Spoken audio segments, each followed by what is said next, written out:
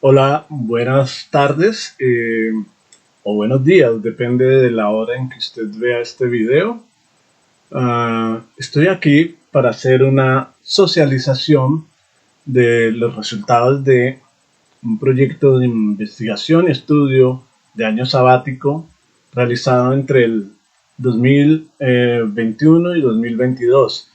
En sentido estricto, el resultado de este proyecto de año sabático es el acumulado de casi 20 años de trabajo en relación con las nuevas tecnologías como dispositivos educativos. Es decir, es un año de año sabático, pero 20 años de estar pensando las nuevas tecnologías en los entornos educativos, escolares o no. El resultado de ese año sabático tiene un nombre. Voy a presentárselos aquí. Es este. Se llama Lo 0.0 Máquinas para Educar y Pensar a Mano. Ese es un libro de un poco extenso, 300 páginas, un poco más de 300 páginas. Es extenso, no tanto por el contenido en sí mismo, sino porque es reiterativo intencionalmente, repito argumentos muchas veces para poder exponer de la mejor manera posible esas ideas que en cierto sentido pueden ser muy polémicas, y adicionalmente B, está sustentada en mucho material empírico, mucha evidencia empírica, mucho trabajo de campo. No son solo ideas sobre qué hacer con las máquinas automáticas en los sistemas educativos, sean escolares o no, sino son ideas de alguna manera largamente probadas, largamente examinadas. Entonces, este trabajo es extenso, como digo, porque es exprofeso, de manera exprofeso intencional reiterativo, y está sustentado en evidencia empírica que presentamos continuamente a lo largo del material. Um, Antes de empezar, voy a decir dos cosas pequeñas. Por un lado, aunque voy a ser tremendamente crítico respecto a este dispositivo, los libros, como dispositivos claves de la educación escolar en particular hoy, pueden ver que amo los libros, adoro los libros y los libros digitales y los libros físicos. Es decir, no es, esta presentación no es algo así como un homenaje bibliófobo, ¿no? Una andanada bibliófoba, de ninguna manera. Y adicionalmente, quiero advertir que amo las máquinas. Amo las máquinas de todo tipo, las máquinas de nueva generación, las viejas máquinas. Tengo confianza seria en que, por ejemplo, algunas formas de inteligencia artificial, a pesar de toda la superchería y mercadotecnia detrás del término, creo que la inteligencia artificial efectivamente hará contribuciones significativas en el mediano y largo plazo, ya lo está haciendo en ciertos campos, pero tengo mayor confianza respecto a las nuevas máquinas computacionales, digitales, automáticas. Y respecto a los libros, tengo muchísima más confianza en el trabajo humano, ¿no? En el trabajo que invierten los estudiantes, las personas que aprenden, como fuente fundamental de aprendizaje. Ese es el corazón de, de lo que se plantea en los 0.0 máquinas para educar y pensar a mano. Adicionalmente, antes de empezar a hacer mi exposición, voy a hacer los respectivos agradecimientos. Me parece que es importante eh, contar quiénes están detrás, quiénes han hecho posible que este libro exista.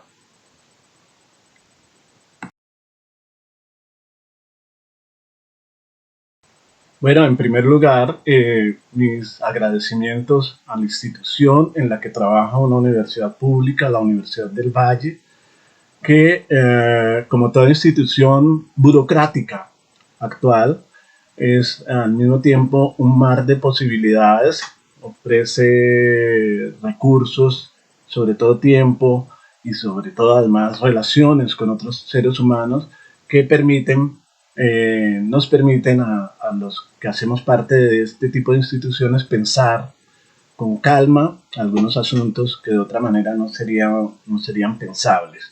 Entonces la Universidad del Valle, y en particular dentro de la Universidad del Valle, la Escuela de Comunicación Social a la que pertenezco, a la Facultad de Educación y Pedagogía, antiguo Instituto de Educación y Pedagogía, y en particular dentro de la facultad al Grupo de Investigación en Educación Popular, en donde con Rocío y otros profesores del grupo hemos venido avanzando muchos de los investigaciones en que se soporta esta idea del 0.0, máquinas para pensar y educar a mano, para educar y pensar a mano. Dentro de la escuela, en particular al grupo Nexus, el grupo de investigación Nexus, con los profesores, con algunos profesores del grupo, hemos conversado continuamente sobre educación, sobre lo que se debe hacer, lo que se puede pensar, lo que es pensable hacer hoy en educación.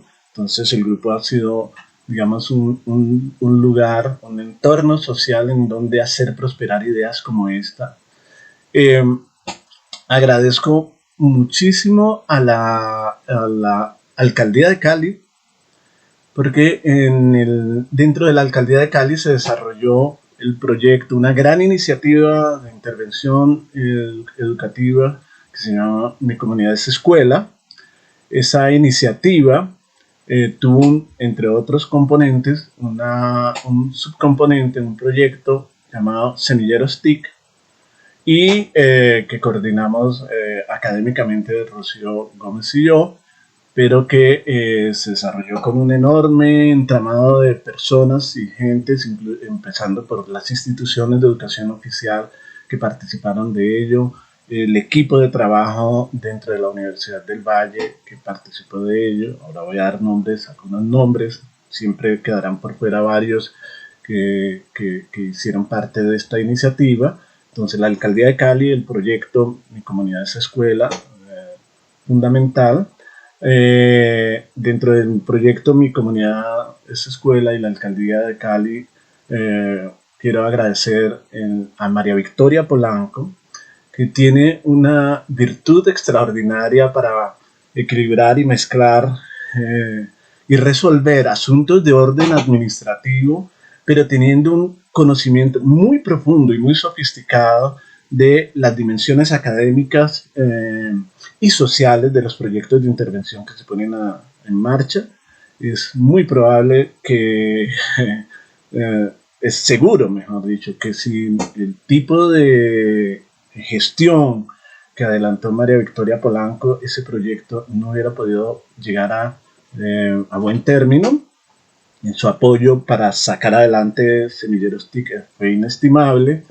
Andrea Serna, que fue nuestra profesional coordinadora y académica al mismo tiempo de la puesta en marcha de los Semilleros TIC, su trabajo, su inteligencia y su capacidad también de pensar al mismo tiempo las dimensiones administrativas y de planificación de este tipo de proyectos y pensar las dimensiones académicas más conceptuales con bastante solvencia es extraordinario dentro del proyecto, pero también dentro de otra iniciativa que desarrollamos conjuntamente con la biblioteca municipal del deporte y la recreación, un lugar fantástico en los bajos del estadio Pascual Guerrero.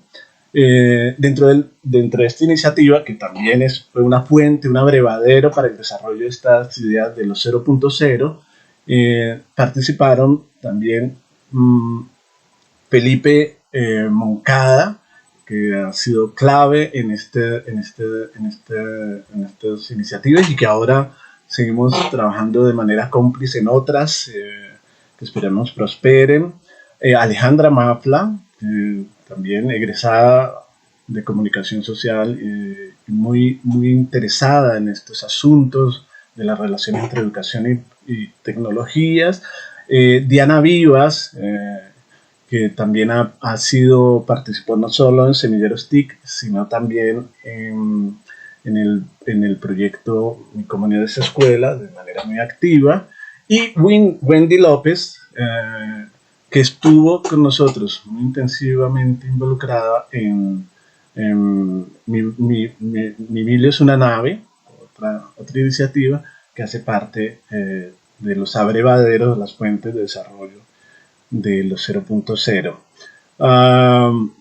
Agradezco también a los 4 profesores que hicieron lectura de alguna manera de los proyectos que fundan esta iniciativa, el proyecto de año sabático. En el caso de la Escuela de Comunicación Social, fueron claves el profesor José Lear y la profesora Maritza López, ambos con larga trayectoria en el campo de la educación y comunicación, y su lectura, sus sugerencias del proyecto de año sabático fueron muy pertinentes y atinadas.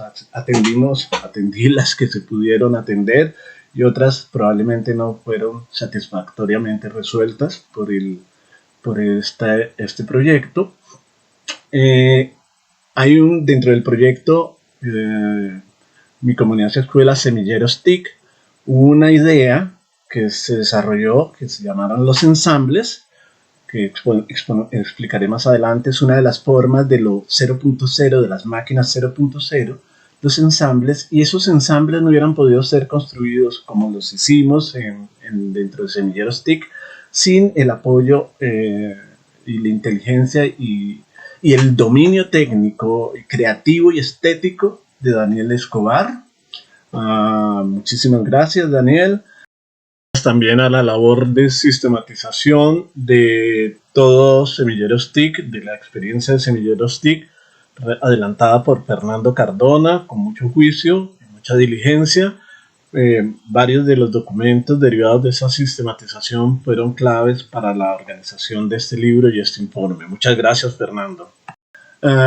El proyecto Semilleros TIC tuvo asiento y respaldo institucional dentro del CIERSUR de la Universidad del Valle, y su directora Gloria Toro también fue clave en la puesta en marcha de este proyecto.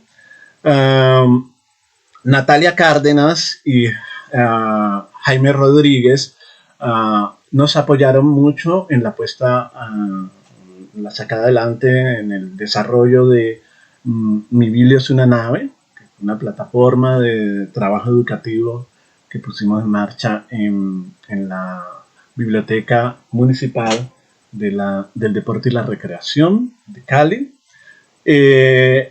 Rocío Rueda ha sido una compañera de viaje en este tipo de empresas intelectuales.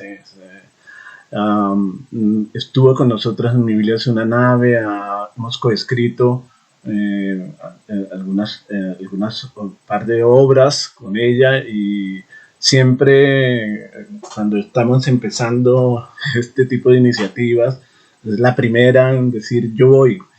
Eso es muy importante y es muy estimulante su presencia en el desarrollo de esta iniciativa.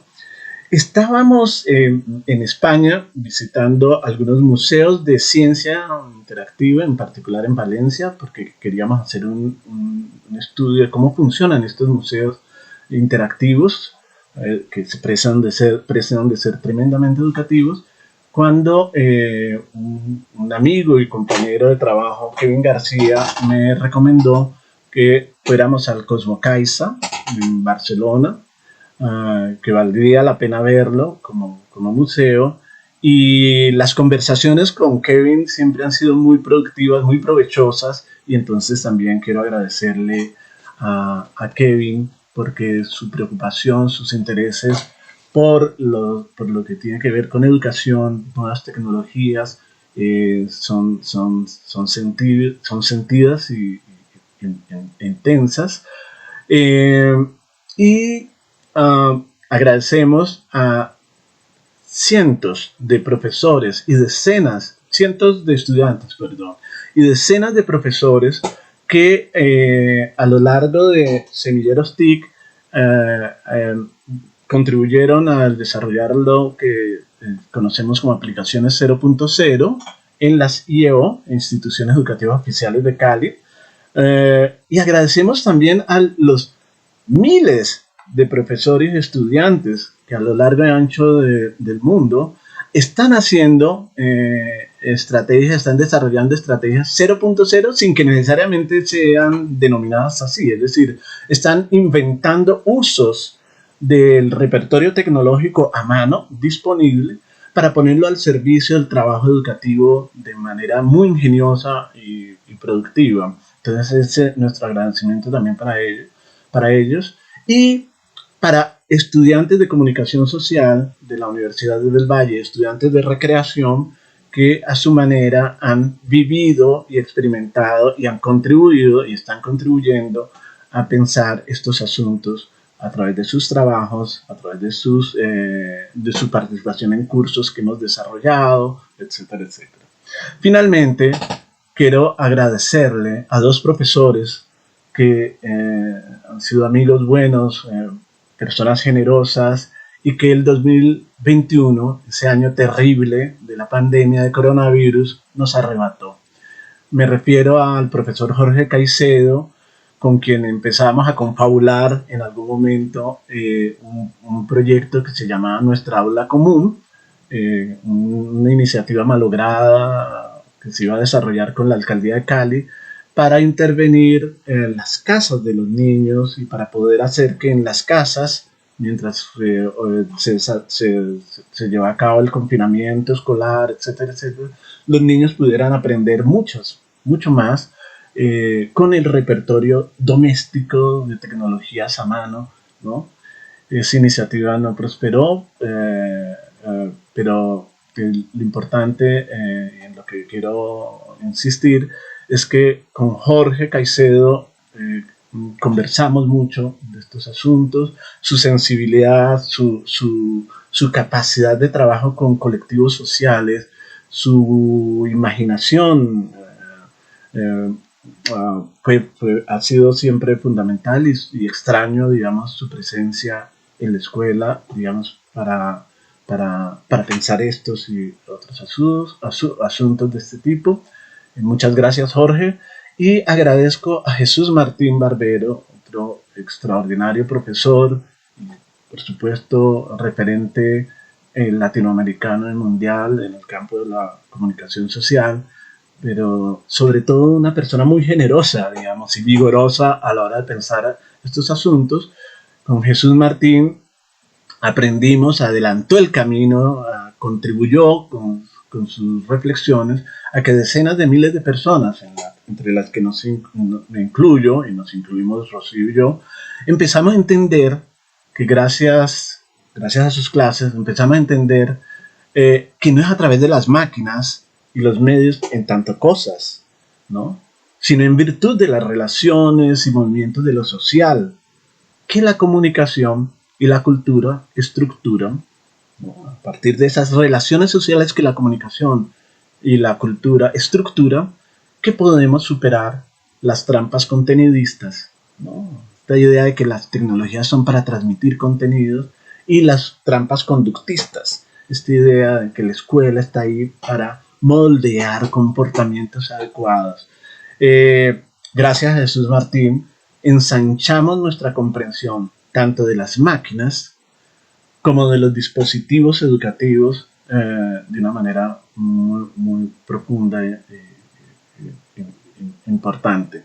Entonces, muchas gracias a Jorge Caicedo y a Jesús Martín por ayudarnos a entender y a pensar a mano. Gracias.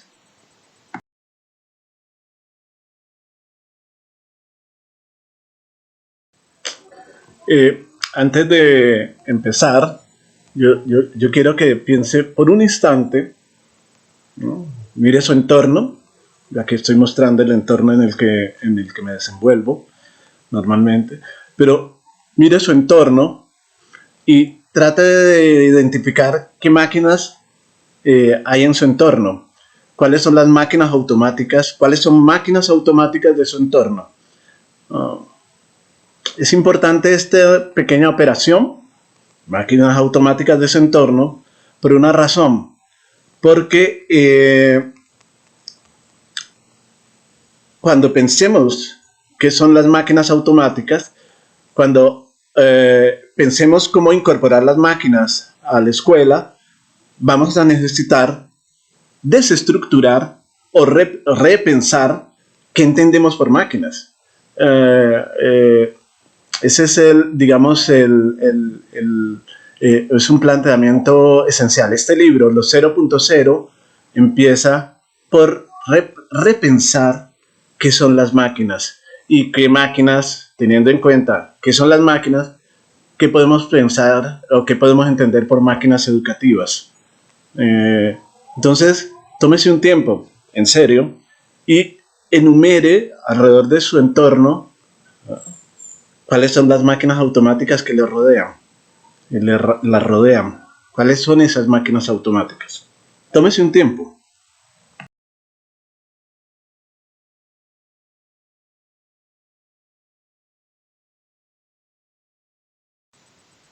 Bien, usted se habrá hecho su viaje. Yo voy a hacer una pequeña indagación del espacio que me rodea y voy a contar de algunas máquinas, ¿no? Y notarán que voy a llamar máquinas automáticas a un montón de dispositivos que normalmente no llamamos y no consideramos máquinas automáticas. Bueno, este es obvio. Este es el dispositivo para mandar señales Wi-Fi de la señal. Tenemos aquí máquinas de carga de contenidos sonoros, música. Esta máquina, noten, esta máquina automática de contenidos seguros y estables, que se llaman los libros. Ahí más contenidos estables, un repositorio, esta máquina un enorme repositorio de contenidos estables, que son los libros. Pero sigamos por aquí. Sí, esta máquina automática para calentar el agua. Y voy a llamar a esta máquina tan rara, escalera, una máquina para subir, para ascender. Y todo el espacio físico, la casa, esa máquina de habitar, una máquina estable de habitar. Y por supuesto, si seguimos aquí, máquinas de dormir.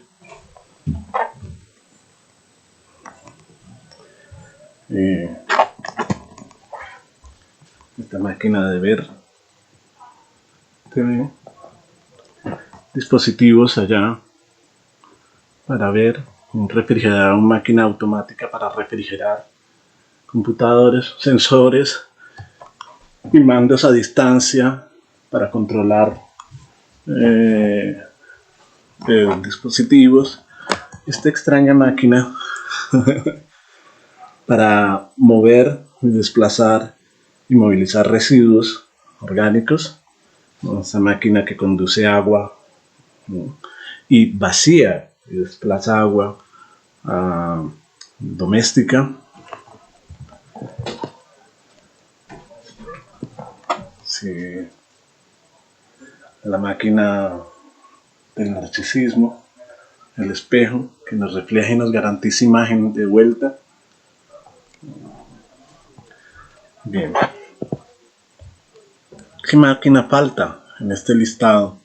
Podemos seguir enumerando infinitas infinitos tipos de máquinas automáticas, pero hay una máquina esencial, y esa máquina esencial, ¿no?, automática, fundamental, fue clave para el trabajo que estamos desarrollando, y fue clave también para entender que nuestra visión de máquinas, demasiado restrictiva, era uno de los problemas claves a enfrentar a través del desarrollo de lo que llamamos los 0.0. Tenemos que ensanchar nuestra visión de máquinas para poder pensar las máquinas educativas que requerimos para fortalecer y acentuar e incrementar e intensificar el trabajo que invierten los estudiantes, los aprendices, los usuarios como fuente fundamental de aprendizaje. Dentro del listado de máquinas que extrañas, un poco, algunos considerarán excesiva, estoy usando de manera demasiado elástica el término máquinas, automáticas además, para designar objetos que normalmente no llamaríamos máquinas, no consideraríamos máquinas automáticas. Dentro de ese listado de, comillas, máquinas automáticas, hay una que quizás ni usted y nosotros tampoco en su momento pensamos que era esencial para esta reflexión que estamos desarrollando. La primera gran máquina automática de la historia humana fue nuestro propio cuerpo. La automatización, ¿no?, es primero que todo, una experiencia conquistada a través del cuerpo. La primera máquina automática fue nuestro cuerpo. Lo entrenamos para desplazar y para desarrollar ciertos movimientos repetitivos con extrema seguridad. Voy a presentar algunos ejemplos, algunos videos que ilustran muy bien esta idea de el cuerpo como máquina automática.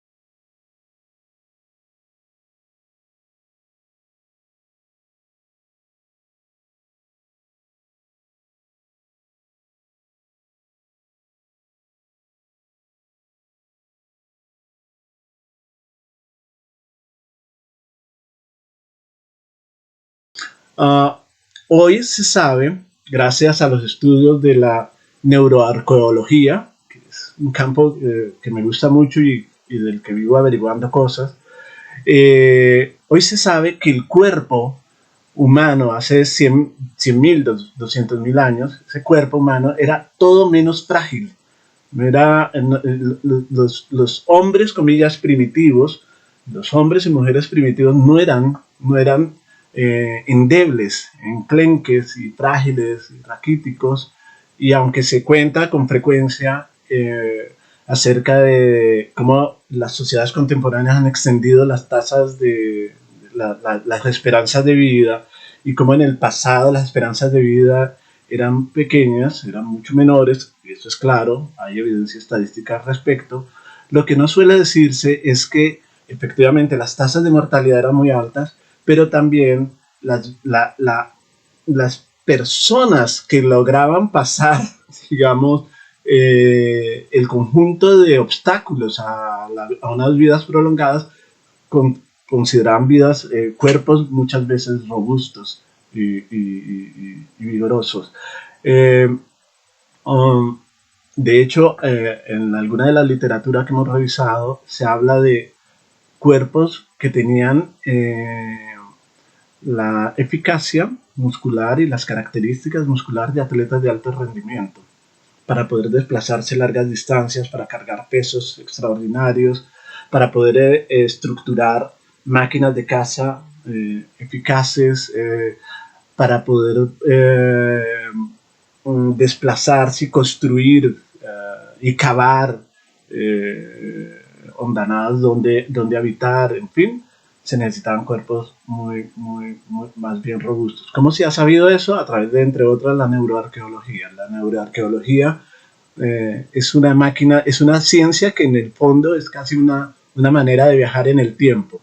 ¿Qué consiste? Básicamente le ponen el planteamiento de fondo de la neuroarqueología es: el cerebro humano no ha cambiado así sustancialmente respecto al hombre moderno de hace 100.000, 200.000, 150.000 años.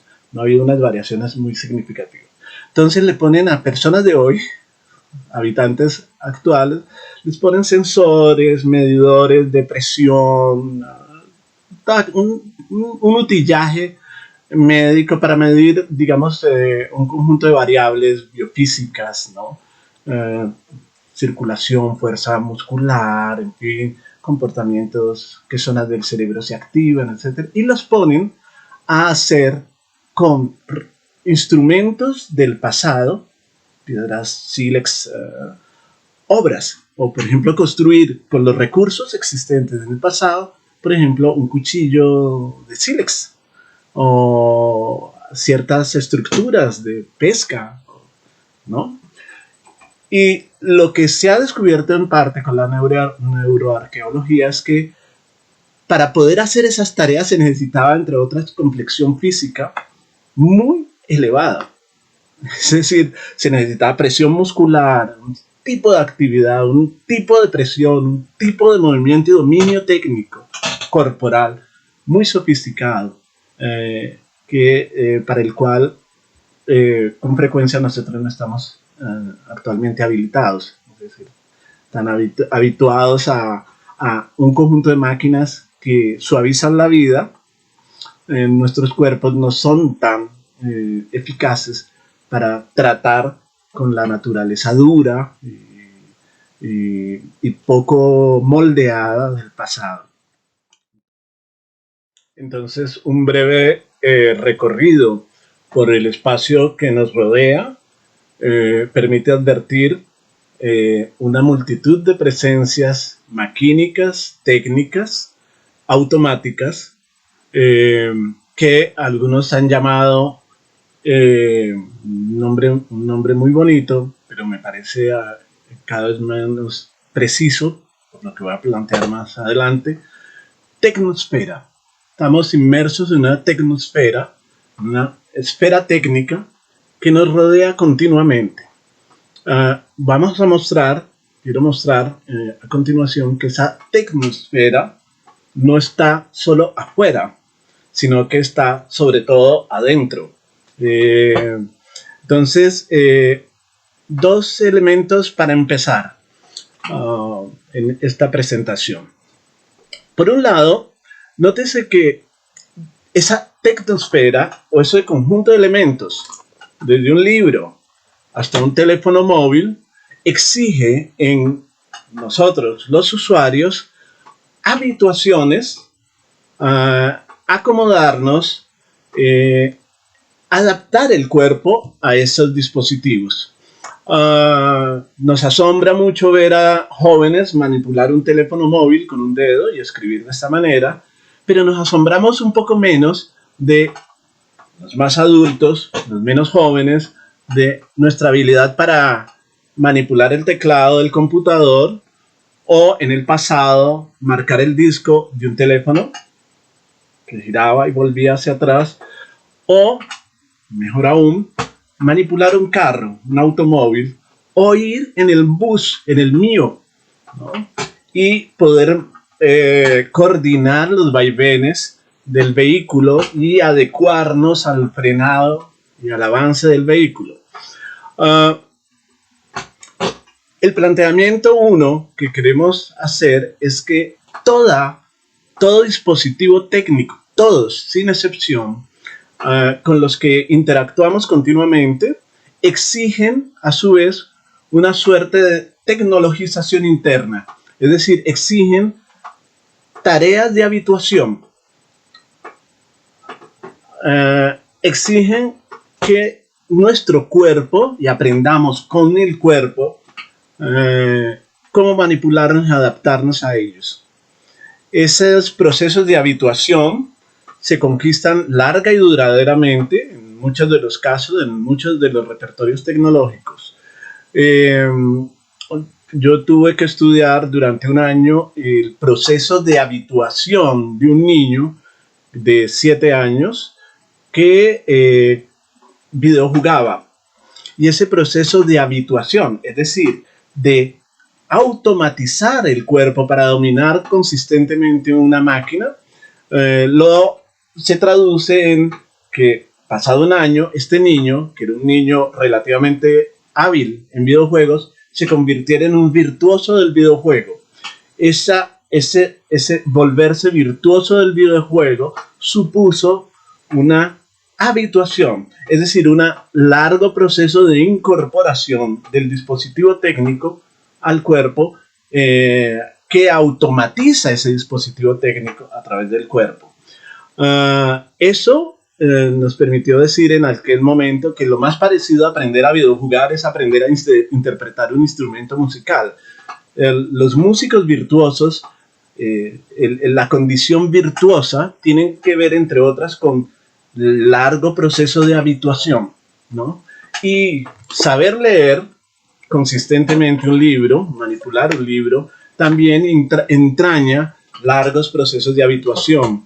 Aprender a mirar las palabras, aprender a discriminar, aprender a entender las palabras, es el producto de una larga tarea de habituación. La alfabetización es, entre otras, un conjunto de procedimientos para conquistar la habituación necesaria, corporal, mental, para poder leer.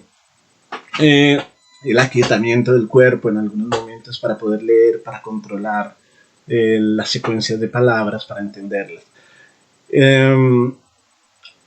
Recuerdo, por ejemplo, una tía mía me enseñó cuando yo era muy chiquito un truco de habituación para leer en voz alta.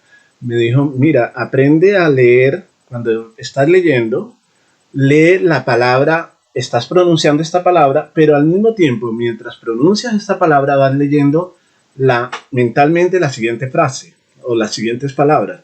De tal manera que cuando llegues a la siguiente palabra, ya la has leído y la puedes pronunciar correctamente. Y así sucesivamente. Entonces, había una disociación entre el acto de pronunciar las palabras en voz alta y el acto de anticiparme a las siguientes leyéndolas. Esos son partes de un ejemplo de la enorme variedad de procesos de habituación que desarrollamos para adaptarnos a la tecnosfera, que no es tan tecnosfera solamente como externa, como una cosa envolvente, sino intra tecnologías. Son tecnologías que incorporamos y que convertimos en cuerpo, ¿no?, a través de procesos de habituación. Entonces, cuando volvamos a ver y volvamos a detallar el entorno técnico que nos rodea, tenemos que ver detrás de todo ese entorno técnico lo que no es claramente visible, que es la larga experiencia de habituación corporal a ese entorno técnico. Ese es un primer dato que ha resultado relevante para el estudio que estoy presentando. Y un segundo dato que es importante tener en cuenta es el siguiente. Vieron el menú de tecnologías que presenté. Hasta ahora usualmente se ha pensado que las tecnologías, en particular Louis Mumford, solía distinguir entre herramientas y máquinas.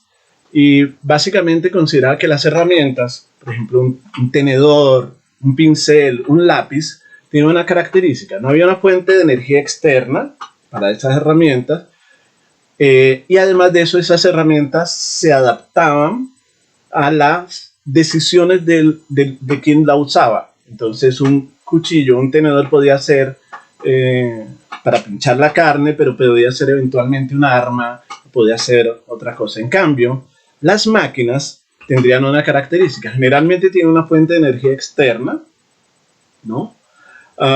Puede ser un buey, puede ser otro ser humano, puede ser un motor de viento, puede ser agua, puede ser un motor eléctrico, etc. Y para funcionar, la manera como se estructuran las máquinas se caracteriza con que se define por básicamente toda esta estructura técnica, energía externa, etcétera, etcétera, está orientada a que su función sea limitada. Es decir, mientras las herramientas no tienen energía externa, se adecuan al uso de los sujetos y tienen polifunciones, muchas funciones, las máquinas tienen fuentes de energía externa, estructuralmente suelen ser mucho más complejas y tienen una única función, son monofuncionales. Ese es más o menos el planteamiento básico. Ese planteamiento de Mumford, que es muy, muy interesante, que puede servir mucho, cada vez es más difícil sostenerlo en relación a los nuevos repertorios tecnológicos, a los teléfonos móviles, a los computadores, a las tabletas, pero incluso respecto a máquinas que nos parecen claramente monofuncionales, la cosa se vuelve complicada, porque incluso esas máquinas monofuncionales, en virtud del tipo de trabajo humano que incorporemos en ellas, pueden rendir funciones que no habían sido previstas en ellas. Entonces no es seguro que esta visión de las máquinas como monofuncionales sea enteramente consistente. Pero peor aún, en relación a las nuevas máquinas, a las máquinas de naturaleza digital, y estamos notando que incluso las viejas máquinas ancladas a motores cada vez están incorporando componentes digitales. Esas máquinas crecientemente parecen ser mucho más polifuncionales de lo que planteamos. Por eso nosotros hemos venido hablando de, por lo menos respecto a los nuevos repertorios tecnológicos de naturaleza digital, hemos venido hablando de máquinas herramientas. Máquinas que se comportan como máquinas, es decir, tienen una fuente externa, tienen funciones más o menos diferenciadas, pero al mismo tiempo son tremendamente sensibles a la actividad de los sujetos y se adaptan a la actividad de los sujetos como si fueran herramientas. O, para decirlo en un término que le encantaba mucho a Jesús Martín, estas máquinas son una suerte de aleación cada vez más potente entre silicio y cerebro.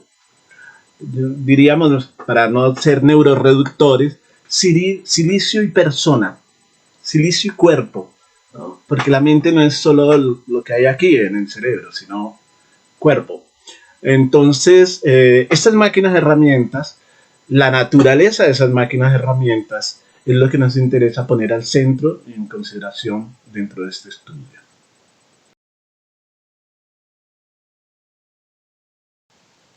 Bien, en general estamos más o menos de acuerdo con que los dispositivos tecnológicos automáticos, entendiendo dispositivos tecnológicos automáticos en el sentido más amplio posible del término, están asociadas a ciertas funciones sociales.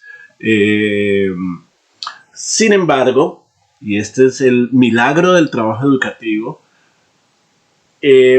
gracias al tipo de tareas o al tipo de trabajo educativo que asignamos en los sistemas educativos, esos mismos dispositivos pueden adquirir nuevas funciones, más allá de las funciones previstas. Me explico. Un espejo en relación a un proyecto educativo es mucho más que un lugar o una superficie en la que se reflejan imágenes. Puede convertirse en lugar donde se escribe, lugar en donde se proyectan de cierta manera ciertas imágenes para producir ciertos efectos, puede convertirse en área de cálculo, puede convertirse, si se ponen dos espejos en paralelo, en simulación del infinito, en fin. Ese detalle, el hecho de que el trabajo educativo es capaz de reconvertir las funciones de todo dispositivo tecnológico, es lo que nos interesa subrayar en este apartado.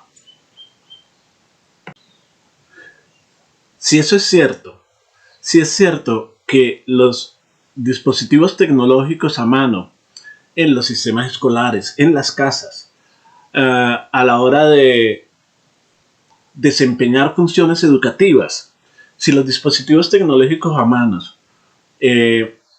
pueden tener muchas más funciones de las que también automáticamente les asignamos, el campo de la educación, el campo del trabajo educativo se ensancha.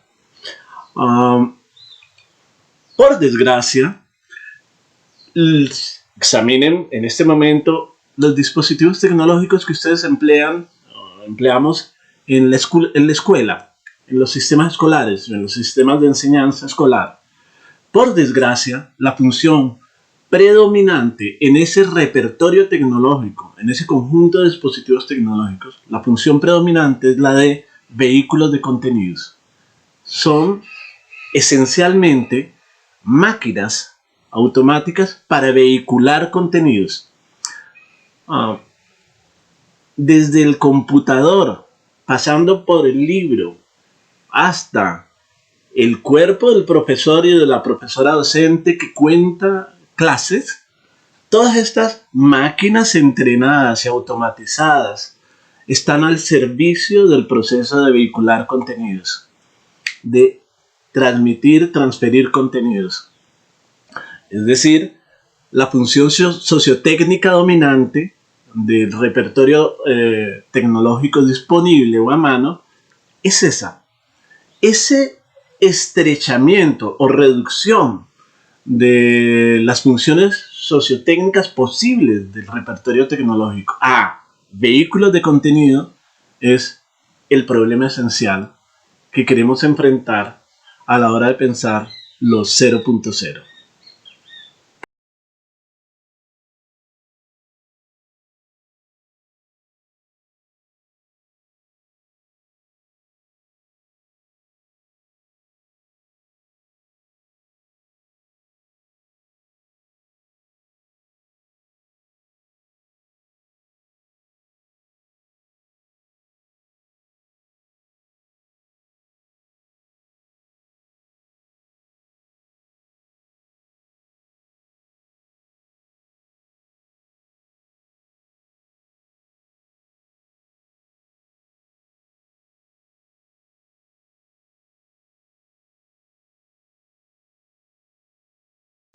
Vas a decir de manera muy directa y simple la respuesta a esa pregunta.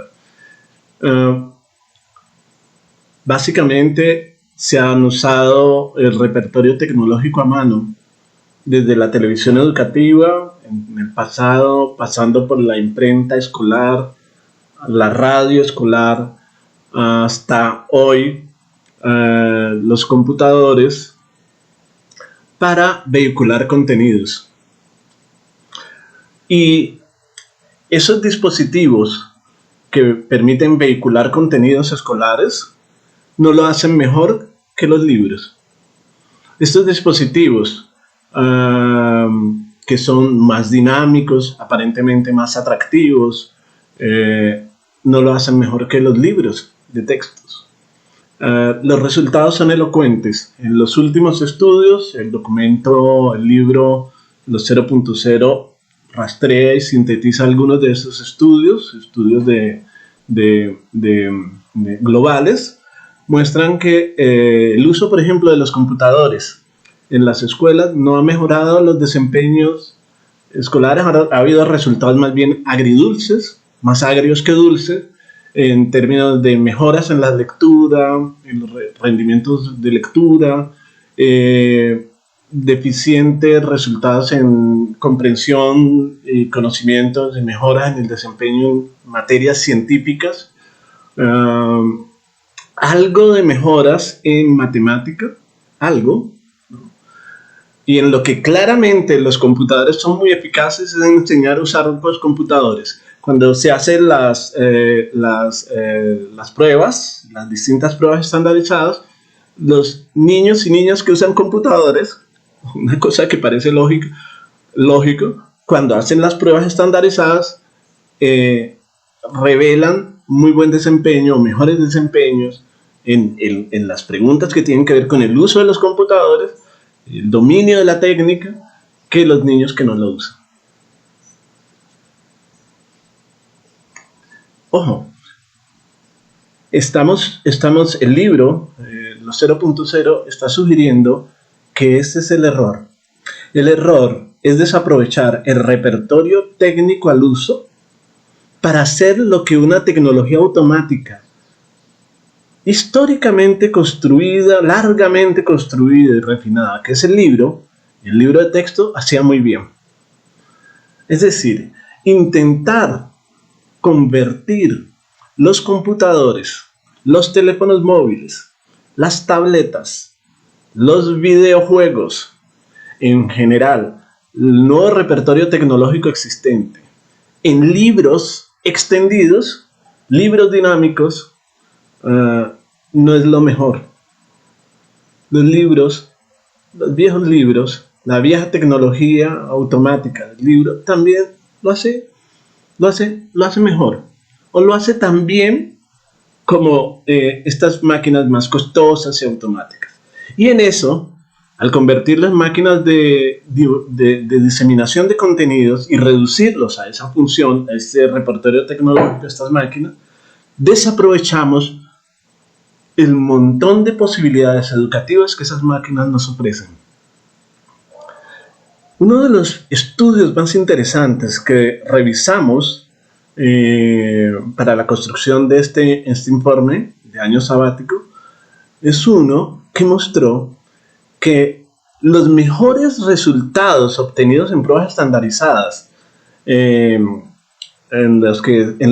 pruebas estandarizadas en proyectos escolares específicos, en donde se ven mejoras importantes en desempeño escolar, los mejores resultados se obtuvieron en esas experiencias escolares en que no se usaba el teléfono celular como dispositivo educativo, sino componentes específicos del teléfono celular como dispositivo educativo. La cámara, los sensores de los teléfonos móviles, las grabadoras de audio, es decir, el montón de submáquinas de las que está hecho un teléfono celular se desagregaban y se ponían en función de tareas específicas que, sin excepción, eran tareas de experimentación, de exploración activa del mundo y de creación de obras, ¿no? Tareas que exigían a los niños y niñas hacer trabajo colaborativo para resolver problemas, usando no el teléfono celular en general, no el computador en general, sino usando componentes específicos, programas específicos del computador o del teléfono celular para experimentos. concretos. Es decir, dicho en otros términos, cuando se usaba el computador, el teléfono móvil, ¿no?, para algo más que vehicular contenidos y hacer pruebas de contenidos, el rendimiento escolar, la calidad del trabajo educativo y los niveles de aprendizaje eran mayores. Esa es la respuesta.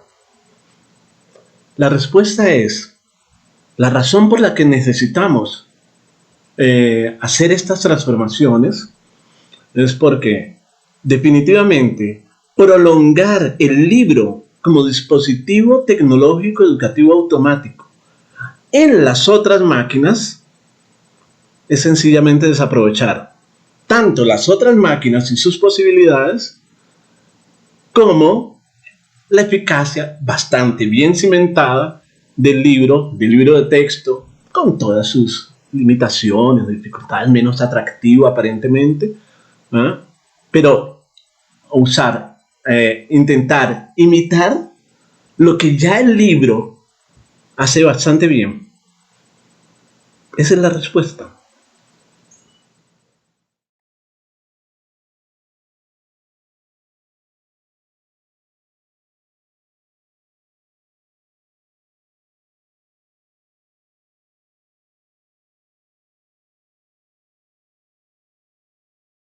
Este es mi teléfono.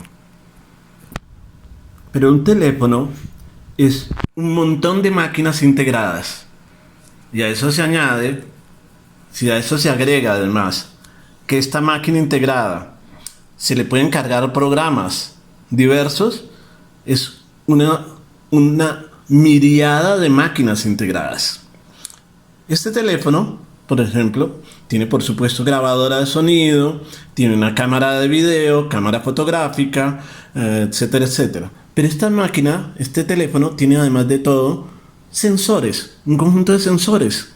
Resulta que uno puede descargar de Apple Store o de las plataformas de distribución de programas de los teléfonos móviles, uno puede descargar cosas como esta. Lupas. Los teléfonos son lupas también, pueden convertirse en lupas.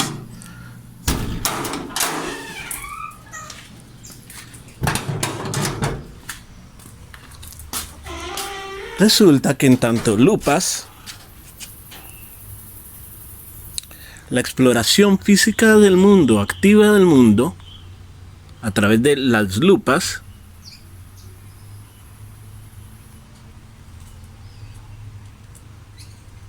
del teléfono móvil,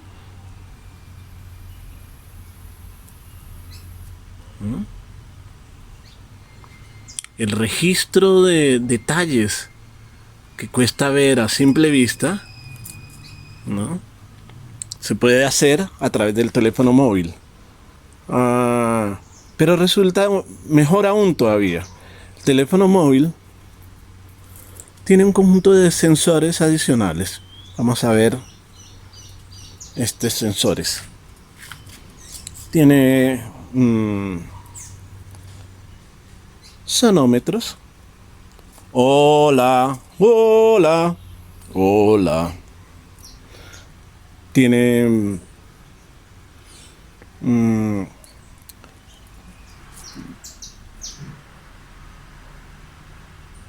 detectores de proximidad, brújulas.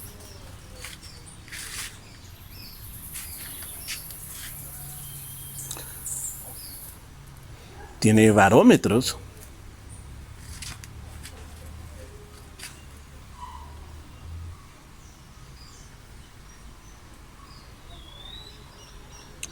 Tiene GPS.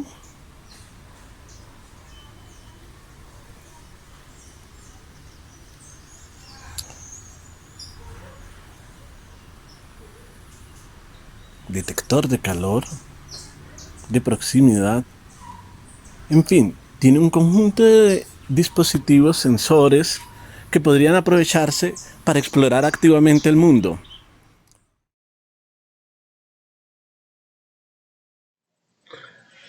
Entonces, Desde esa perspectiva, máquinas de contenidos que automatizan la distribución de los contenidos, eso es lo que están haciendo los computadores. Desde esa perspectiva, cuando se incorporaron los computadores, se metieron los computadores a la escuela, ocurrió lo lógico. En una institución que centra parte de su trabajo en la distribución de contenidos, desde los profesores a los estudiantes, de libros a los estudiantes, en fin, los computadores son máquinas automáticas reducidas a máquinas de distribución de contenidos que catalizaron la velocidad de distribución de contenidos de manera automática sin pasar necesariamente por el trabajo de leer. El efecto concreto, ya lo saben, plagios abundantes. Los plagios no son el defecto de la incorporación de las tecnologías informáticas a la escuela, son el efecto. Son el efecto de haber incorporado este tipo de máquinas solo como máquinas que distribuyen contenidos, es decir, como libros extendidos. Y en una escuela, que es básicamente un dispositivo de expansión, diseminación y distribución de contenidos, pues los computadores vinieron a acelerar lo que se hacía lentamente, catalizaron lo que antes se hacía lentamente. ¿Cómo resolver el problema? Necesariamente lo que tiene que ocurrir se sabe, lo saben los educadores del mundo, lo saben los asesores, lo saben los expertos del campo. Lo que tiene que ocurrir para que la escuela rinda eficazmente aprendizajes es que los estudiantes tienen que invertir mucho más trabajo. Tiene que haber un tipo de asignaciones que estimulen a los estudiantes a hacer trabajo. El trabajo de los estudiantes es la fuente de aprendizaje. Entonces, si hacemos asignaciones en que el trabajo lo puede hacer una máquina, transfiriendo contenidos de un lado a otro, pues la máquina, lo que va a pasar es que usaremos los atajos de la máquina para resolver esos problemas. Nuestro planteamiento esencial es que lo 0.0 es dos cosas. Uno, un conjunto de estrategias, esfuerzos, procedimientos para incorporar las máquinas automáticas, los automatismos, de tal manera que su uso estimule y fuerce trabajo no automático. O sea, el planteamiento básico es, hay lo 0.0 cuando se incorporan las máquinas disponibles y lo que ocurre es un aumento, gracias a esa incorporación de las máquinas, es un aumento y de diversificación del trabajo que los aprendices, los estudiantes, los usuarios realizan. Si eso parece un poco extraño, vamos a poner dos ejemplos de cómo eso está ocurriendo de hecho. Cómo la incorporación de máquinas incrementa el trabajo, no lo disminuye, no lo aligera, ¿no? En ciertas plataformas y en ciertos entornos concretos. Entonces, 0.0 es incorporar máquinas automáticas para desautomatizar el trabajo escolar. Un poco contraintuitivo, pero ese es el esencial. Y 2, 0.0 es construir un nuevo tipo de máquinas automáticas o no, que exijan el incremento y diversificación del trabajo escolar o el trabajo de los aprendices. Esas máquinas en el mundo escolar no existen. No existen. Lo más parecido a esas máquinas que exigen invertir mucho trabajo para para conseguir que rindan son los videojuegos. Los videojuegos son una máquina en la que hay que invertir mucho trabajo para que rindan, ¿no? Pero no hay un equivalente, no hay un dispositivo análogo a los videojuegos en el mundo escolar. Se ven, de alguna manera, exigidos a crear vínculos. Esas tres cosas. Hacer exploración activa, acciones sobre el mundo, crear obras, ¿no? Obras derivadas de esas acciones experimentales, exploratorias, y para hacer esas obras se necesita crear vínculos. Nosotros le llamamos a eso OVAs, un poco para salirle al juego, hacerle el juego a las otras OVAs. Las OVAs, que son objetos virtuales de aprendizaje, aquí son obras, vínculos y acciones, ¿no? Estimular el trabajo de los aprendices, de los usuarios, de los estudiantes, aumentar ese trabajo, diversificarlo en clave experimental es la clave.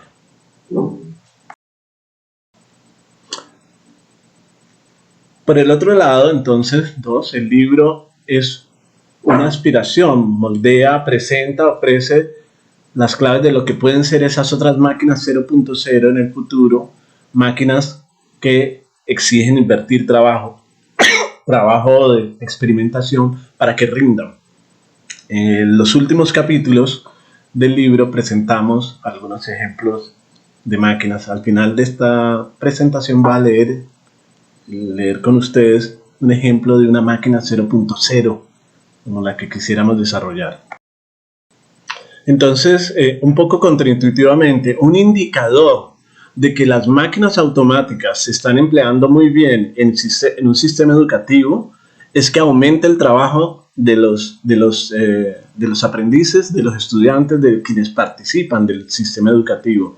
No lo disminuye, aumenta el trabajo. Y eso es contraintuitivo porque realmente las máquinas automáticas están hechas para disminuir el trabajo.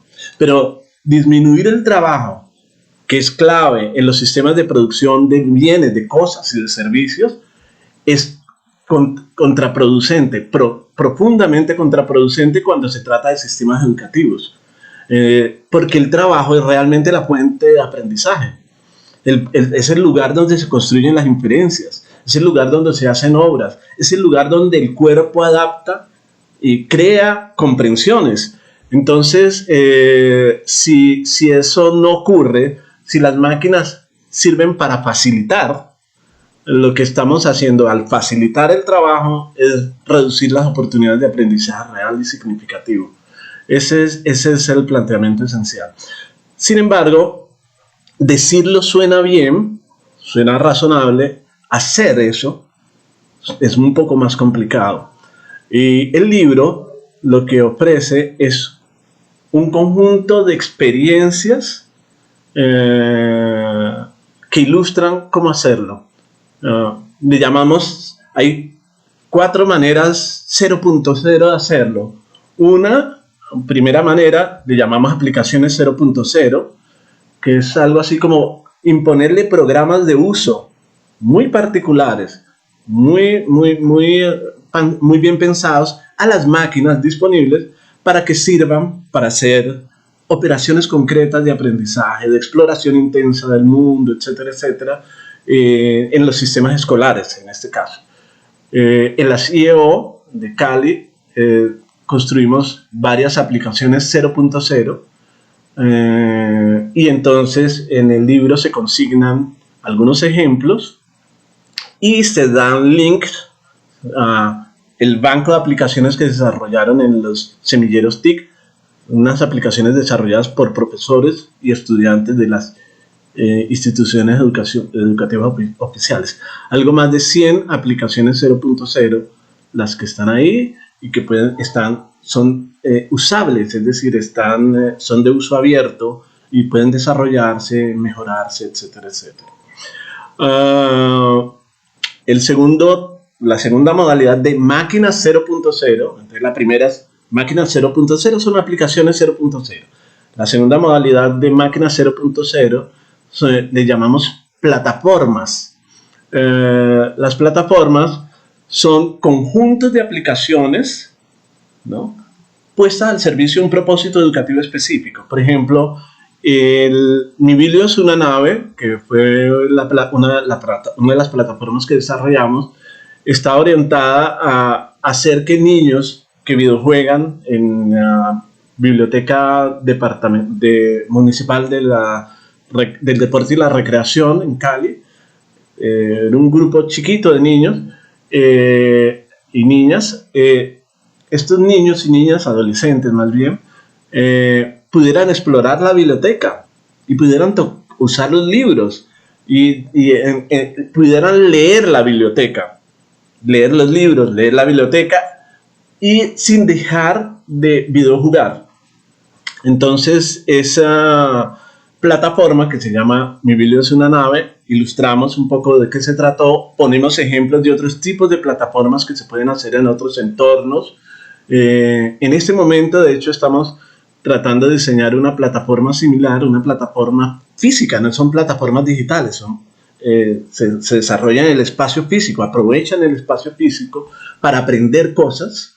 Desarrollando en el barrio en donde yo vivo, la urbanización del Aguacatal, con estudiantes de comunicación social, estamos construyendo una plataforma de educación ambiental con estaciones, módulos, etcétera, etcétera, y usando máquinas, teléfonos móviles, etcétera, etcétera, para hacer una exploración activa del mundo. Los niños, cuando lleguen a la urbanización, hagan recorridos de este entorno, y ese recorrer el entorno esté cargado de exploraciones que producen aprendizajes y comprensiones ambientales significativas. Entonces, ahí la segundo tipo de máquinas 0.0 son las plataformas. Un tercer tipo de máquinas 0.0 son los ensambles. Los ensambles son más máquina, así, más cosa, mientras que las aplicaciones 0.0 son más programas de acción, programas de uso, y las plataformas también son más programas de uso y programas de acción. Los ensambles sí son más máquina cosa, ¿no? Pero esas máquinas integradas estimulan ciertas exploraciones creativas del mundo, y probamos 3 ensambles que se desarrollaron en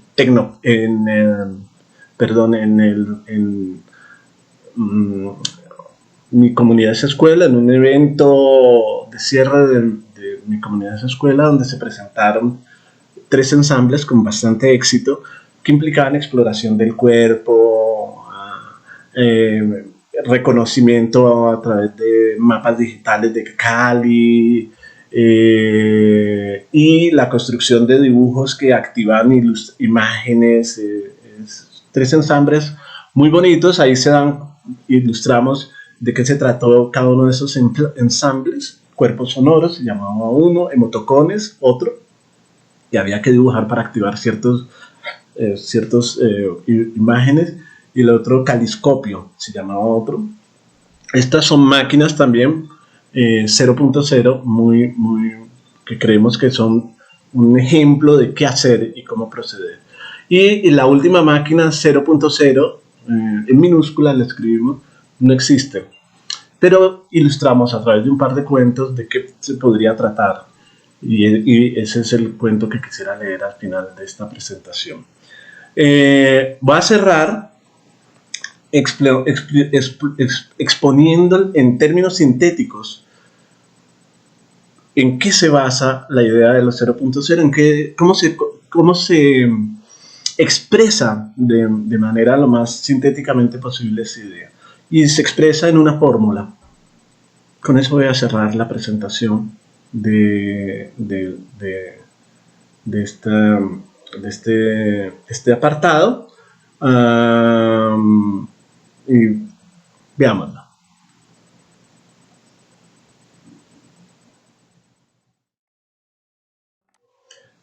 Educación tecnológicamente mediada, una educación que incorpora máquinas automáticas, es eficaz, es realmente significativa, es consistente si hay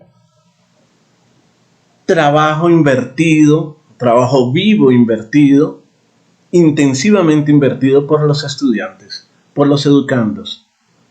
Entonces, educación tecnológicamente mediada es si, solo si, hay aumento y diversificación del trabajo invertido por los estudiantes, trabajo vivo invertido por los estudiantes.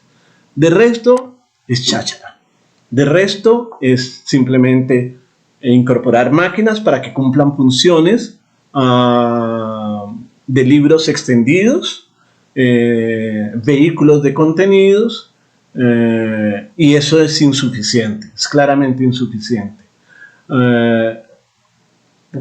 Quisiera hacer una analogía, es un poco pretender que va a haber escritoras o escritores o músicos o gente que hace ciencia o gente que escribe poesía o gente que piensa críticamente el mundo o personas que cocinan, pretender que eso va a ocurrir simplemente presentándoles, poniéndoles a escuchar música,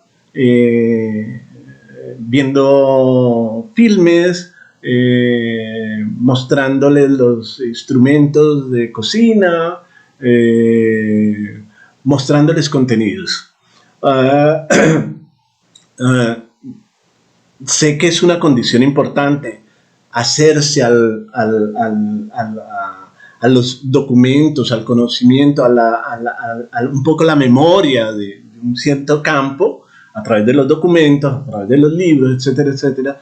Pero si queremos que estas personas sean algo más que pasapáginas, o sea, gente que lee las páginas, toma notas y puede alcanzar un cierto grado de erudición con respecto a estas páginas, puede responder exitosamente exámenes, etcétera, etcétera. Pero si queremos que sean algo más que eso, que sean escritores, que sean escritoras, que hagan ciencia, que creen ideas, que hagan inferencias robustas, etcétera, etcétera, necesitamos que inviertan trabajo, ¿no? Y por lo tanto, la exposición a los contenidos no es suficiente.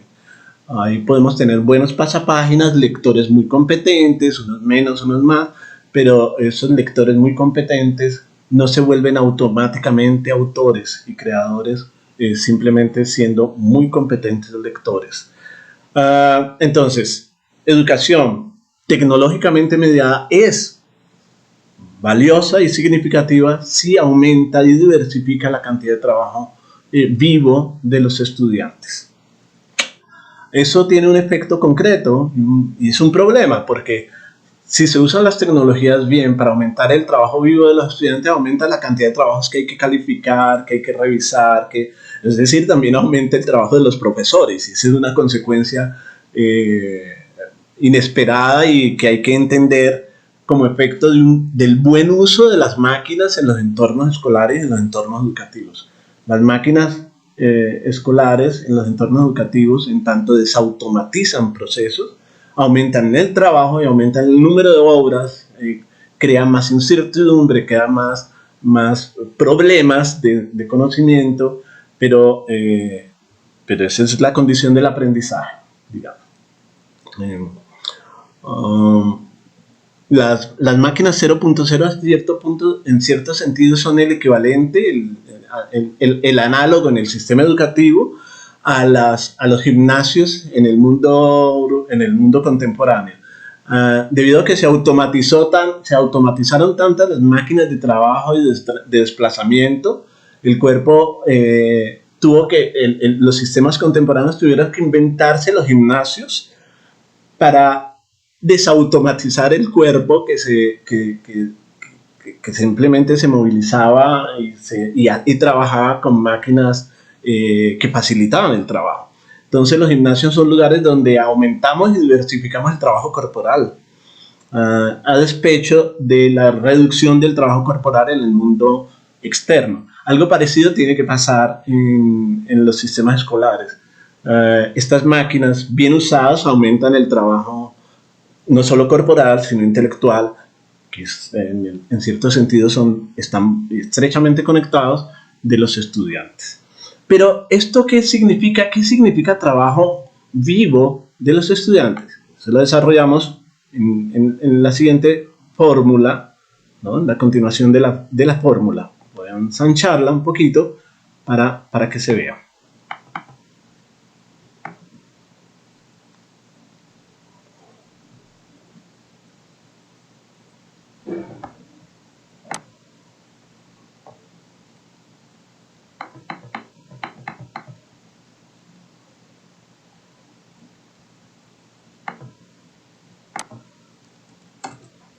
aumentar, perdón, trabajo vivo de los estudiantes es, por un lado,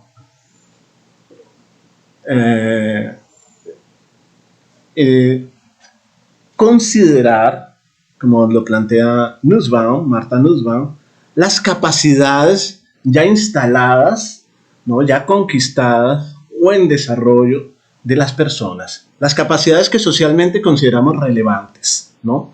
Esas capacidades no son por sí virtuosas automáticamente. Hay capacidades que la sociedad no quiere estimular, hay otras capacidades sociales que sí quiere estimular. Cada sistema escolar, cada entorno educativo decide qué capacidades son las que considera que deben ser estimuladas, favorecidas a través de la intervención educativa. Entonces, considerar las capacidades específicas, unas estructuras de la tarea particulares. Ahora vamos a hacer un close-up sobre esta categoría, estructuras de la tarea, porque esas estructuras de la tarea que se le ponen a las máquinas y a los entornos tecnológicamente mediados tienen un par de características particulares, no son cualquier tipo de tarea, y adicionalmente significa un trabajo vivo sensible, situado, capaz de capturar y reconocer las particularidades de los entornos. En este sentido, sensible a los entornos temporales y a los entornos espaciales en donde se desarrolla ese trabajo, ¿ya? Entonces, capacidad de trabajo estudiantil, el trabajo vivo es un trabajo que trabaja con las capacidades que disponen los estudiantes y las empujan, ¿no? A partir de unas estructuras de la tarea muy particulares y sensibles, ¿no? Contextualmente situados, es decir, sensibles a los entornos temporales, a las características de tiempo particular de donde se desarrollan esas tareas y a las características particulares del entorno espacial, sociotemporalmente, temporal y espacialmente inscritas a esas tareas para que tengan algún sentido. ¿Qué quiere decir estructura de la tarea? Con eso cerramos la formulita. La tarea, las tareas, las asignaciones que se disponen usando las máquinas, ¿no? Esas asignaciones tienen que ser, por un lado, de muy baja automatización, es decir, son tareas que no pueden ser realizadas a través de atajos maquínicos y técnicos, por un lado. No quiere decir que no se usen las máquinas, al contrario, que se usen muy intensivamente, pero esas máquinas, no, en la medida en que las tareas no son solo tareas de contenido, ¿no? Esas máquinas sirven para hacer el trabajo del estudiante, no para resolverlo y alivianarlo, para hacer el trabajo. Entonces, para ello es condición que esas tareas tengan baja automatización, o sea, sean muy poco automatizadas, ¿no? Y por el otro lado, sean muy ricas en incertidumbre. Entonces, la estructura de la tarea tiene que tener estas dos patas: abierta a la experimentación, a la incertidumbre, y por el otro lado, baja automatización. Eso es lo que pasa en el mundo de las ciencias, el mundo del arte, el mundo del trabajo. Tenemos estructuras de tarea de estas características, que después progresivamente, conforme ganamos virtuosismo y dominio, vamos automatizándolas, ¿sí? Pero al comienzo, cuando comenzamos a desarrollar estas tareas, estamos expuestos a condiciones de baja automatización y alta incertidumbre. Es lo que pasa en las ciencias, pero es también lo que pasa en, por ejemplo, las plataformas de redes sociales, que son una de ese tipo de máquinas que exigen mucho trabajo, inversión de alto trabajo para hacerlas rendir. Necesita uno retuitear, escribir, crear memes, etcétera, etcétera, para hacerlas rendir, ¿no? Es un ejemplo de una plataforma, ¿no? En que hay que invertir trabajo para sacarle provecho. Es un buen ejemplo. Esa es la fórmula. La fórmula de los 0.0 es esta. Esa es nuestra síntesis, es nuestra idea básica. Y con esta fórmula, con eso voy a terminar. Con esta fórmula evaluamos la siguiente situación con la que quiero cerrar. En algún momento mientras desarrollamos el año sabático bueno, antes cuando construíamos el proyecto de año sabático, decidimos hacernos esta pregunta. Si seguimos las tendencias actuales de los sistemas escolares, cada vez más dotados de máquinas automáticas, generalmente hay críticas acerca de las deficiencias de computadores, etcétera, etcétera, en las escuelas, etcétera. Una crítica válida además. Si seguimos pensando en un escenario robusto, tecnológicamente robusto, con máquinas de punta, contenidos escolares bellos, interactivos, ricos, etcétera, etcétera. Si seguimos esta perspectiva de automatización creciente de las escuelas, vamos a conseguir el óptimo educativo. Entonces dijimos, ¿dónde hay un ejemplo?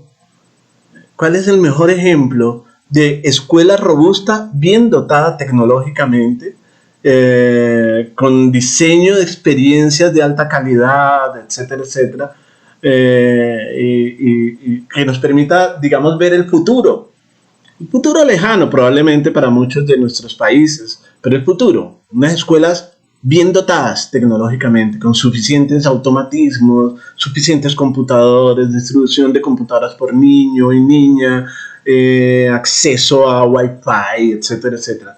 ¿Qué pasaría en ese escenario soñado? Bueno, ese escenario soñado son a nuestro juicio, los museos de ciencia y tecnología interactivos.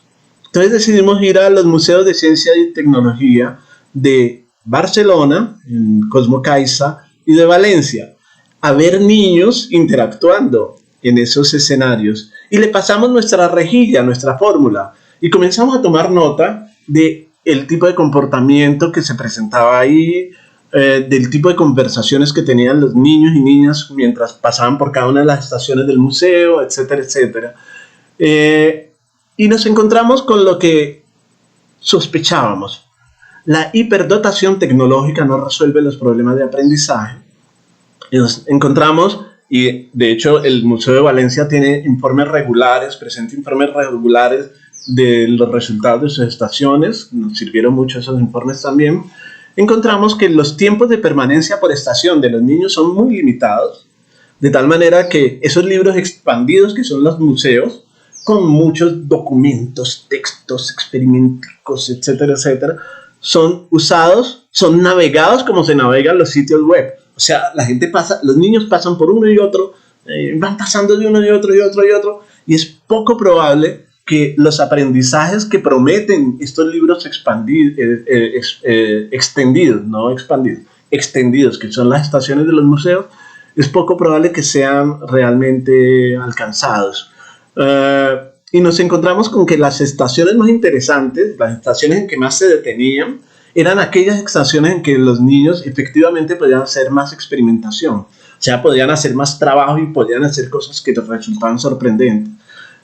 Una de las estaciones más sorprendentes era una estación de lápiz y papel. Una estación que se dedicaba a examinar la memoria, las trampas de la memoria en el Museo de Valencia.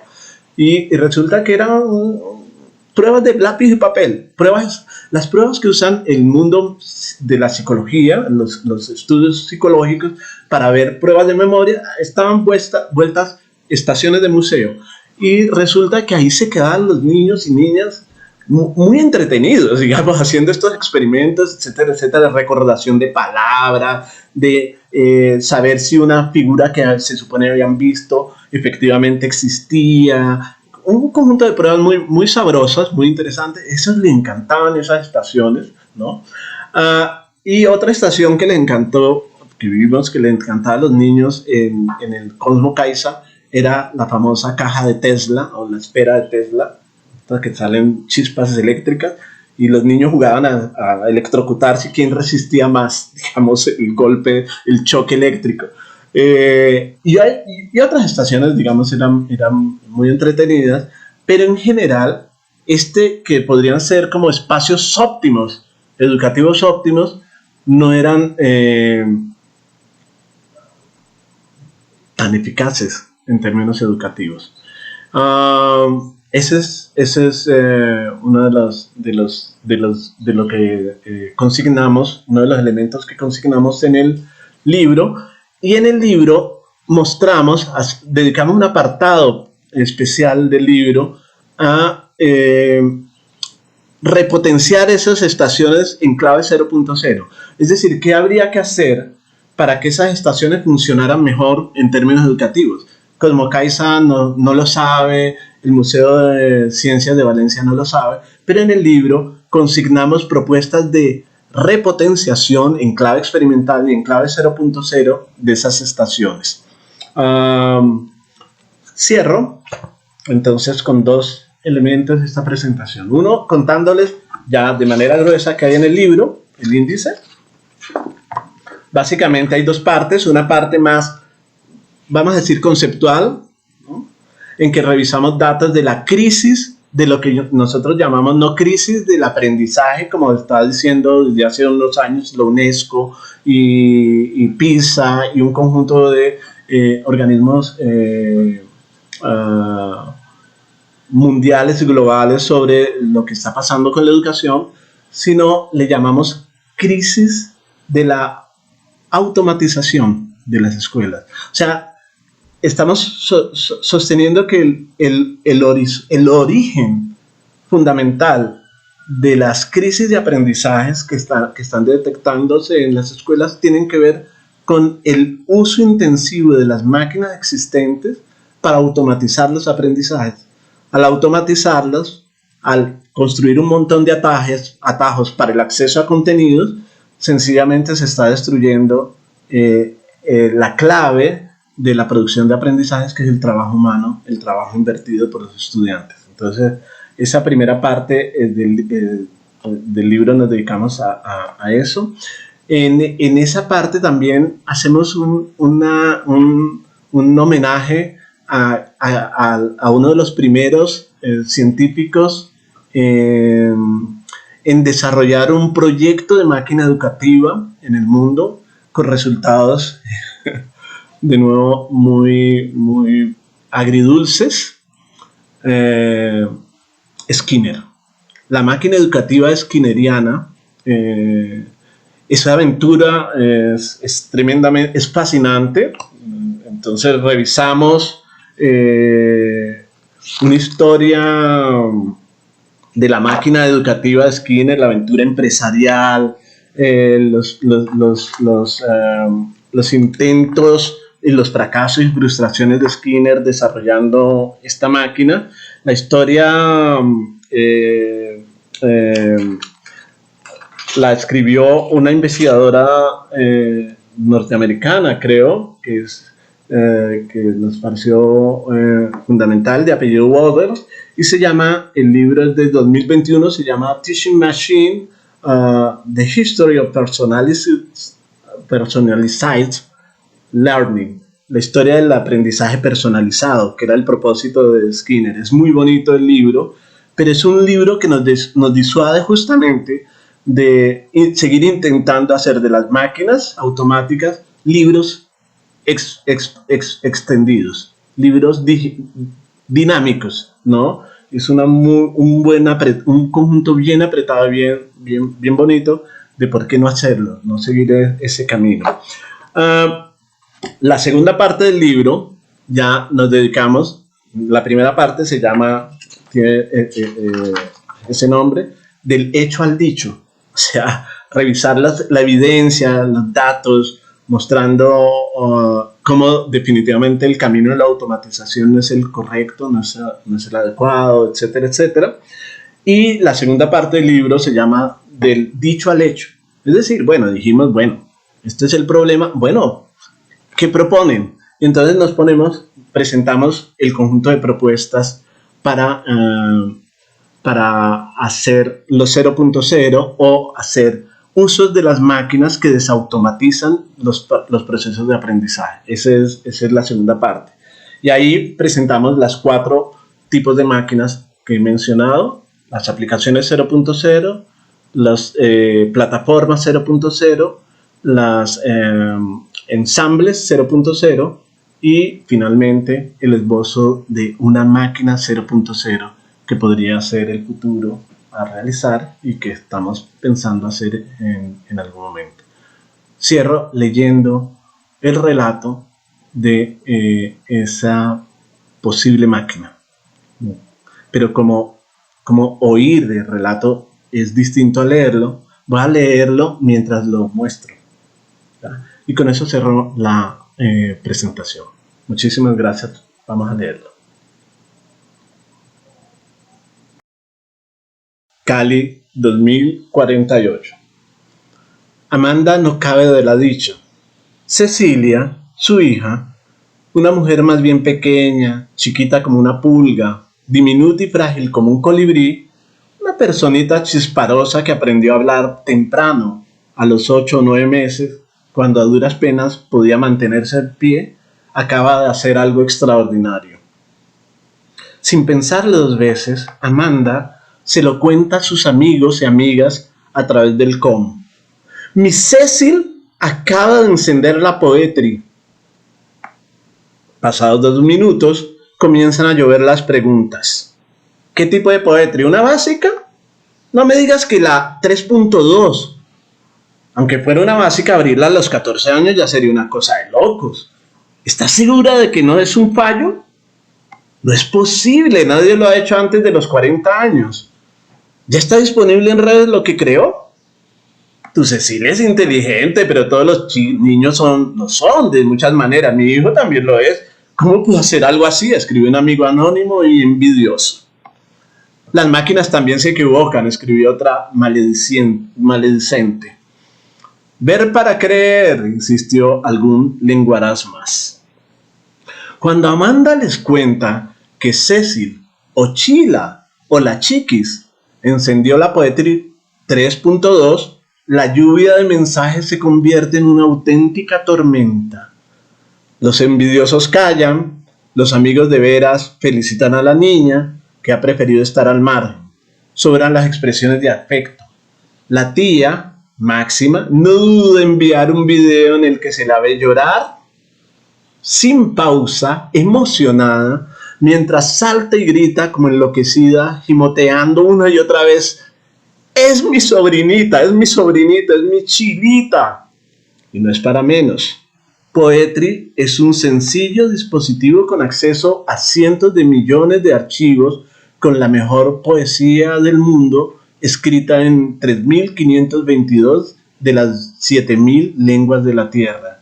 Mediante inteligencia artificial y algoritmos genéticos, Poetry reconoce cualquier nuevo poema que se le suministre, identifica el grado de originalidad, plagio respecto a los existentes, identifica la estructura del lenguaje, los elementos rítmicos y expresivos, los juegos de sentido, y reconoce patrones comunes y diferencias sustanciales con los poemas disponibles en sus archivos.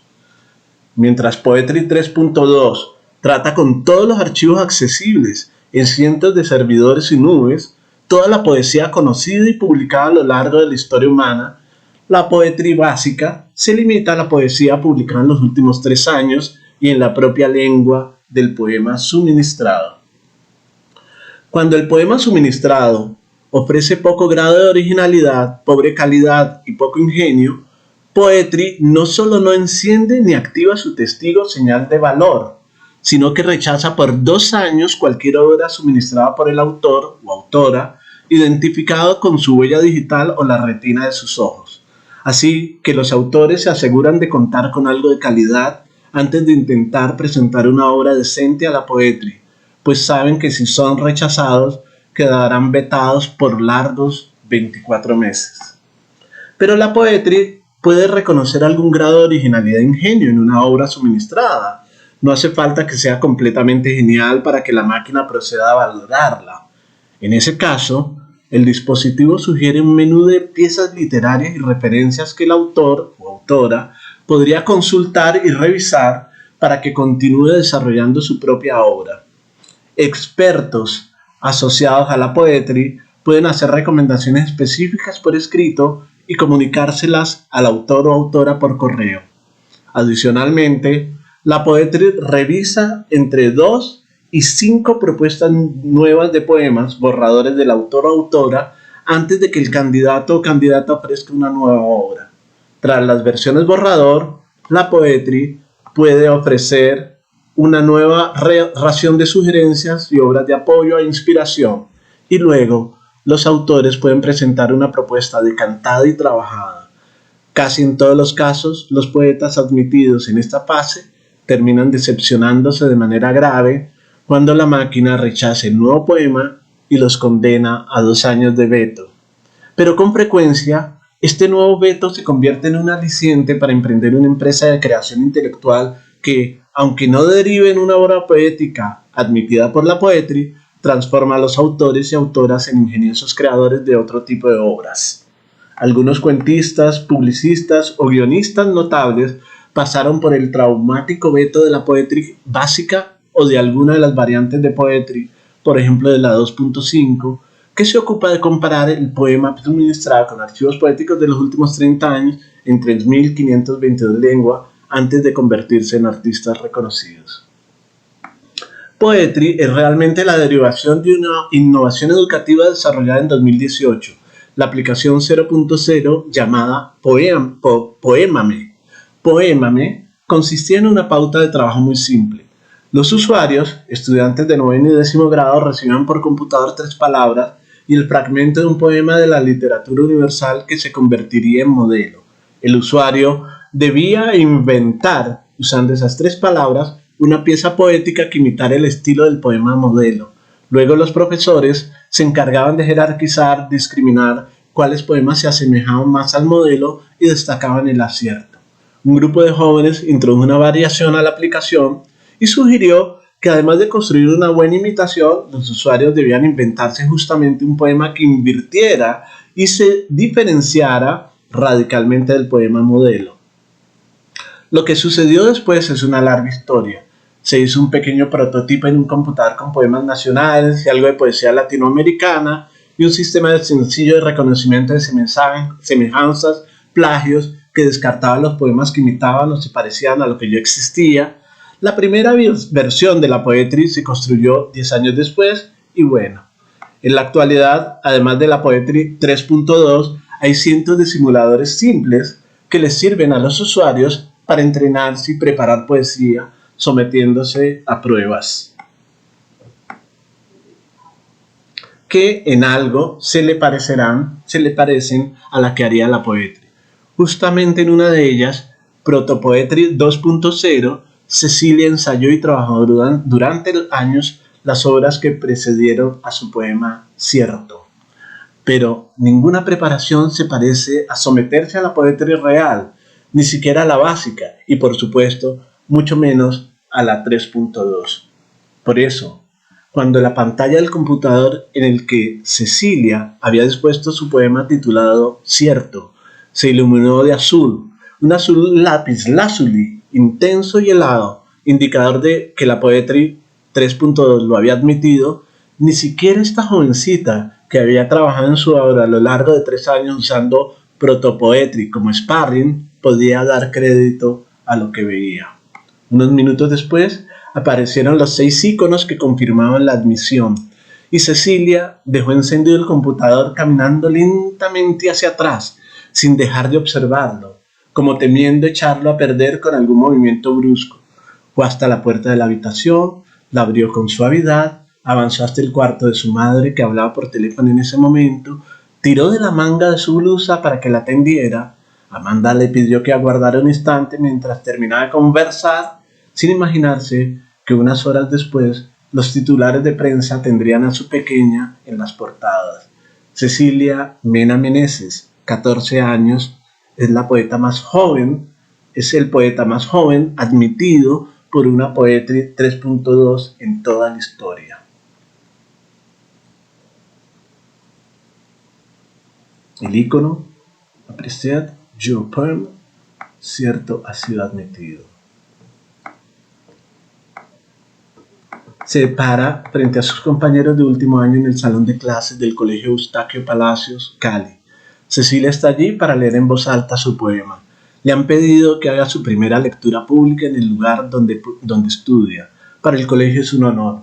Por las ventanas del salón se asoman cientos de niños noveleros que cuchichean. Dice que abrió la Poetry, dice uno de los chicos, que no sabe realmente qué es exactamente. No es cierto. Pero es verdad, empieza a declamar Cecilia, intentando dominar el temblor en sus manos y entrecerrando los ojos. No se imagina que allí, en ese colegio, 30 años atrás, un grupo de jóvenes estudiantes y un profesor se habían inventado la aplicación 0.0 que originó la Poetry. Poémame. Ese es el relato. Y ese es el tipo de máquina 0.0 que quisiéramos ver en el futuro. Muchas gracias.